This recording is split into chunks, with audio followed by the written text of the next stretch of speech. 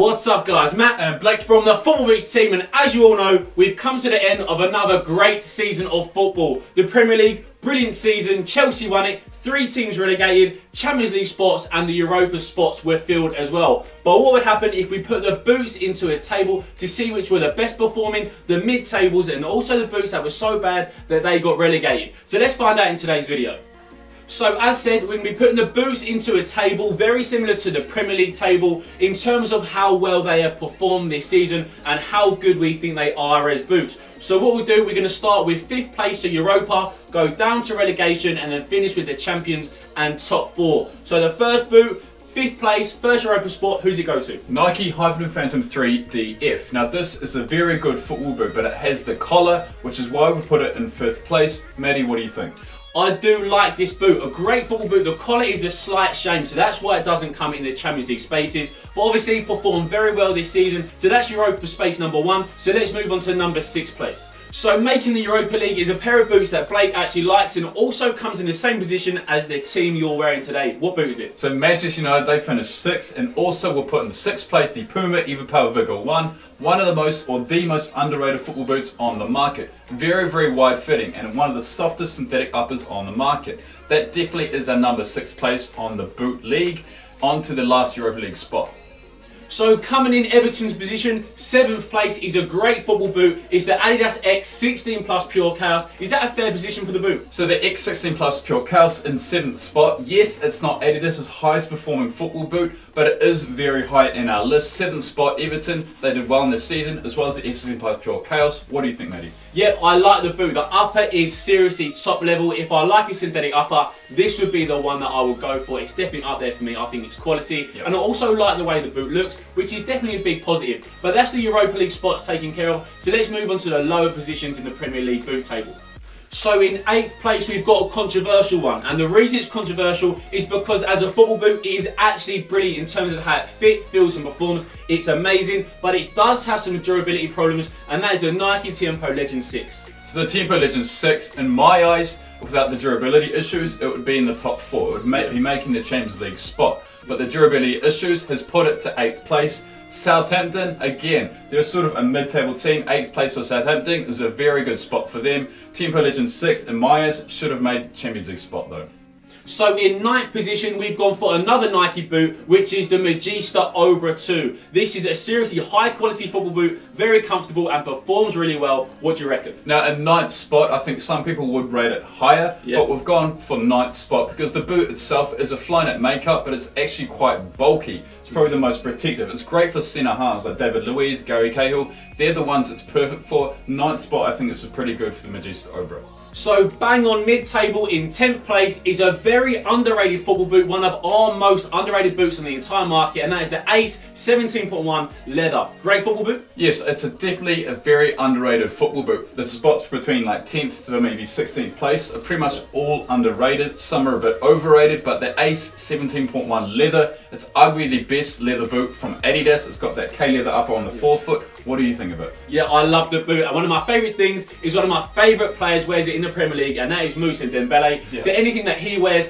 I would wear myself. So we've already said how the Tiempo Legend 6 not making Europa League spots is a bit controversial, but this one is even more controversial, and that's because it's the Ace 17 Plus PURECONTROL. Is that a fair position? I think a lot of kids out there would probably want this boot to be in the top 7, so a Champions League or Europa League spot. But in terms of overall performance, it's got no laces. It's not the most responsive. Yes, it might be a really fun football boot. Yeah. Kids, you don't have to lace your football boot up at the start of the match. It's got no laces. Maddie, what do you think? So I think the PURECONTROL as a football boot product is very cool, and in that respect would make their Champions League places. But what you have to bear in mind is that football boots are mostly about comfort and also performance enhancements. And to be fair, the PURECONTROL can't compete with laced football boots.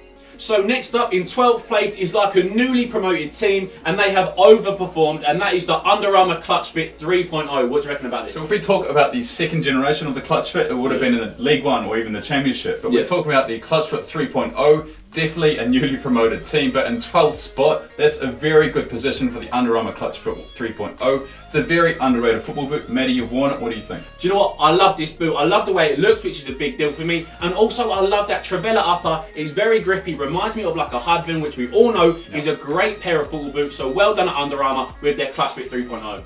So in 13th spot, we've got a very high profile football boot, which didn't finish as high as it should have done. And that is the Adidas Messi 16 Plus Pure Agility. Why didn't it finish higher? I mean, the boot itself, in terms of quality, is actually quite high. Again, it could have made the top 7. But in terms of overall responsiveness and quality, it's probably not as high as the X16 Plus PURECHAOS. Messi himself doesn't even like the Pure Agility. He wears the Messi 16.1, but it's very similar to the PURECHAOS. But again, 13th spot, I think it's pretty correct for this boot.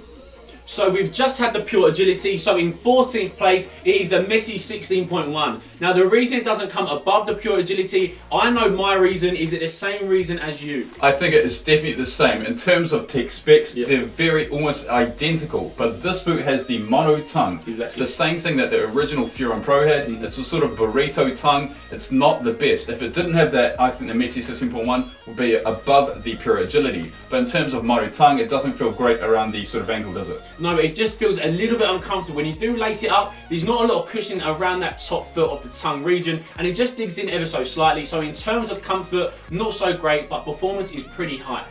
So we get into our bottom 6 teams, and this is where it got a little bit tight towards the latter stages of the Premier League season. And in 15th place, the Puma evoTouch Pro. So Swansea themselves, they finished in 15th spot, and I guess that can relate to the evoTouch as well, because Swansea, they were in the relegation zone for a long time of the season. I feel like a lot of people will be thinking that evoTouch is not the greatest boot on the market. It's £200. It's not the highest performing leather boot on the market. For a £200 boot, it's not that great, but evoTouch, I think in terms of quality, is quite nice. Maddie, what do you think?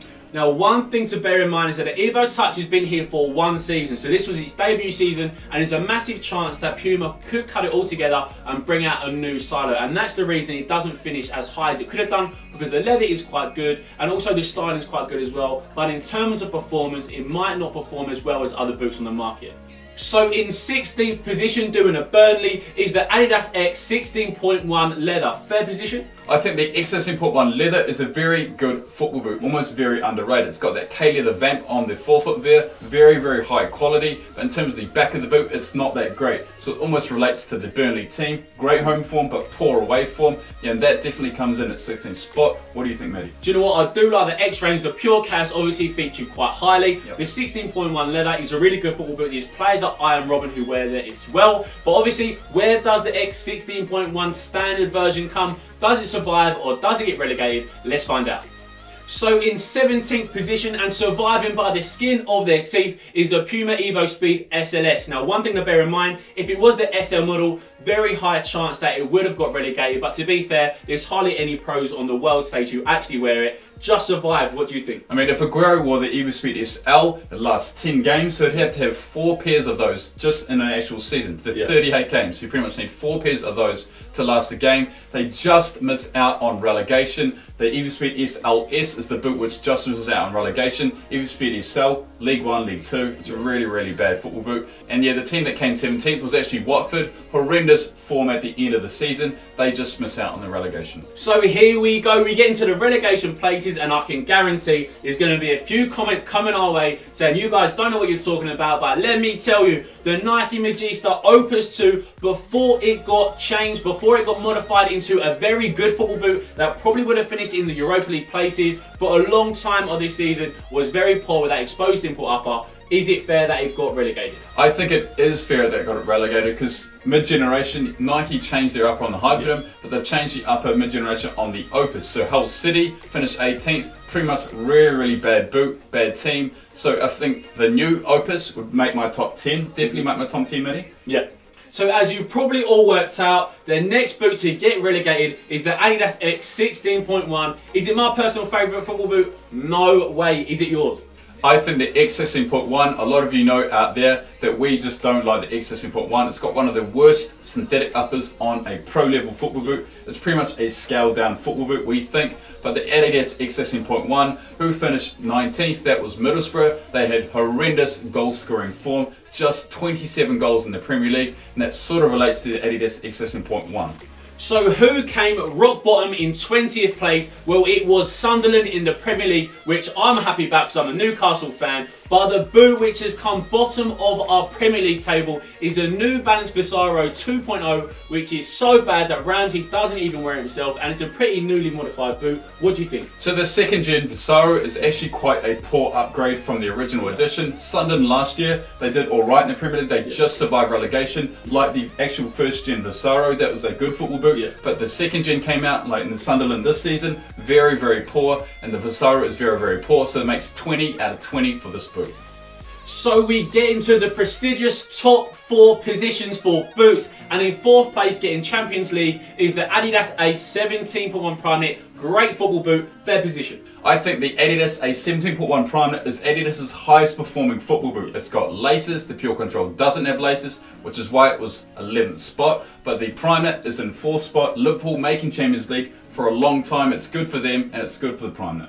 So in 3rd place, we've got a brilliant football boot, there's no doubt about it, and that is a Nike Mercurial Superfly 5. What do you reckon? It's a very, very high performing football boot. Yeah. Manchester City came 3rd themselves. They're always going to make Champions League spot, just like the Superfly. Maddie, what do you think? Do you know what? I love the Superfly as a football boot. The flying it up is class. I love the sole plate, the stud configuration. I love it all. The Nike skin upper. Yep. Now, if you cut off the collar or made it shorter like on Ronaldo's one, this would win it for me. Yep. Seriously, #1 spot. It is that good. It's just a shame about the collar. So Superfly, fair at the moment in #3, but next season with a shorter collar, it could even come #1. So we've just had the Superfly 5, so in 2nd place it must go to the Mercurial Vapor 11, one of your favourite boots. I think the Vapor 11 with that low cut design is one of the highest performing football boot on the market. If it was Flyknit, as you said, it probably would be my #1. It would be winning the Premier League, but it's at #2 spot. What do you think, Matty? Do you know what? It is a great pair of football boots, and there are so many pros in the Premier League who actually wear it. It doesn't matter what position they play, they love this boot, and it scored so many goals as well. Yep. So a fair #2, but let's find out who came out as Premier League boot champions. So who acted as the Chelsea at the very top, the creme de la creme of the Premier League this season? And it must be the Nike Hypervenom Phantom 3 Low. What a pair of boots we've been treated to this season, just like treated watching Chelsea play week in, week out. Now, I'm a massive fan of the low-cut Hypervenom Phantom 3. It ticks so many boxes in terms of comfort. It's very, very high. In terms of responsiveness, it's arguably the most responsive boot on the market. Yeah. Maybe the Vapor or Superfly, but very, very responsive. In terms of touch on the ball, again, it's got those pore pods, it's got that Nike skin. It's very high performing. Definite #1 on our list. Maddie, what do you think? Do you know what? Fair winner, just like Chelsea were this season. They were the rightful winners, just like the low-cut Hypervenom Phantom 3 is. But obviously, this is our own personal picks of the 20 best boots of this season, placed in order from #1 to #20. The Vigor, New Balance, if you're watching, upgrade it for next year to try and survive. But what do you guys think at home? Let us know in the comments section below. But that pretty much wraps up the video. So guys, thanks for watching as always. We'll see you next time.